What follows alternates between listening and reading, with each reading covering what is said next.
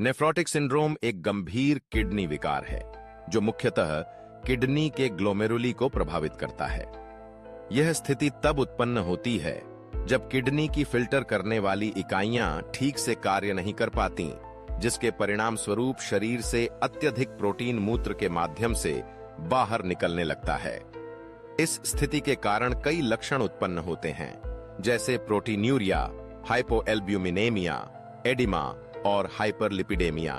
Proteinuria का अर्थ है मूत्र में प्रोटीन की अधिक मात्रा, जो 24 घंटे में 3.5 ग्राम से अधिक होती है। हाइपोएल्ब्यूमिनेमिया में रक्त में प्रोटीन की कमी होती है, जिससे शरीर में सूजन उत्पन्न होती है। यह सूजन आमतौर पर चेहरे, पैरों, हाथों और पेट में दिखाई देती है। हाइपरलिपिडेमिया का मतलब है रक्त में कोलेस्ट्रॉल और ट्राइग्लिसराइड का स्तर बढ़ना, जो अन्य स्वास्थ्य समस्याओं का कारण बन सकता है। नेफ्रोटिक सिंड्रोम के कई कारण हो सकते हैं। इसमें प्राथमिक कारणों में किडनी के ग्लोमेरुली की बीमारियां शामिल हैं, जैसे मिनिमल चेंज डिजीज और फोकल सेगमेंटल ग्लोमेरुलोस्क्लेरोसिस। इसके अलावा डायबिटीज, ल्यूपस, संक्रमण या कुछ दवाएं भी माध्यमिक कारण बन सकती हैं। विशेष रूप से बच्चों में मिनिमल चेंज डिजीज सबसे आम कारण है। होम्योपैथी नेफ्रोटिक सिंड्रोम के लक्षणों को नियंत्रित करने और किडनी की कार्यक्षमता में सुधार लाने में सहायक हो सकती है। होम्योपैथिक उपचार रोगी के व्यक्तिगत लक्षणों और संवैधानिक स्वभाव पर आधारित होता है। कुछ प्रमुख होम्योपैथिक दवाएं हैं, जैसे Apis mellifica, arsenic album, lycopodium, alumina, tuberculinum और फॉस्फोरस। एपिस मेलिफिका तीव्र सूजन और जलन के लिए उपयोगी है, जबकि आर्सेनिक एल्बम प्रोटीन्यूरिया और थकान में लाभकारी है। लाइकोपोडियम पेट और पैरों में सूजन और पाचन संबंधी समस्याओं में मदद करता है।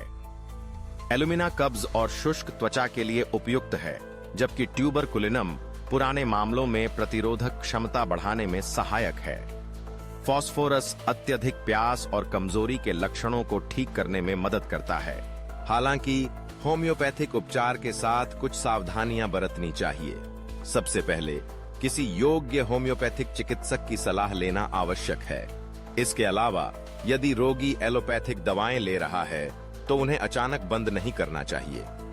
गंभीर मामलों में, जैसे किडनी फंक्शन तेजी से गिर रहा हो, पारंपरिक उपचार प्राथमिकता होनी चाहिए।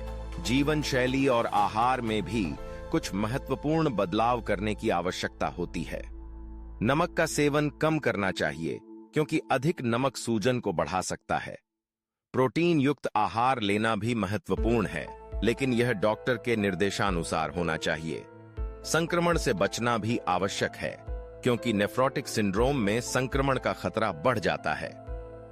नियमित जांच, जैसे यूरिन प्रोटीन, ब्लड प्रेशर और किडनी फंक्शन टेस्ट कराना भी आवश्यक है। होम्योपैथिक उपचार नेफ्रोटिक सिंड्रोम के लक्षणों को नियंत्रित करने और किडनी की कार्यक्षमता में सुधार लाने में सहायक हो सकता है, लेकिन यह पारंपरिक चिकित्सा का विकल्प नहीं है।